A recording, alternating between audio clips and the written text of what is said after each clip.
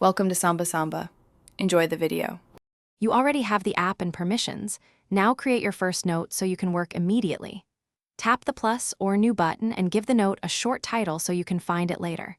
Type the main content, using Enter for line breaks and any built-in formatting buttons for emphasis. Save or close the note so it persists. Once done, you'll see it on the main board. Make sure sync is enabled if you want this across devices. Now organize and refine your notes so they become a usable system rather than clutter. Drag notes to new positions or stack related ones together. Color code or apply tags to distinguish priorities. Use the editor to bold, italicize, or insert checklists and reminders to track actions.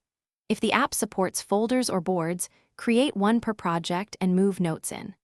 Make sure to test a reminder and verify it triggers so you trust the system for real tasks. Finish by sharing or backing up your organized notes so nothing is lost and teammates can collaborate. Use the share or export feature to send a note by link, email, or file. Make a regular backup schedule to cloud storage. Double-check sync settings and account sign in if you expect cross-device access. If something goes wrong, first resync or sign out and back in. Restart the app and clear cache as a quick fix.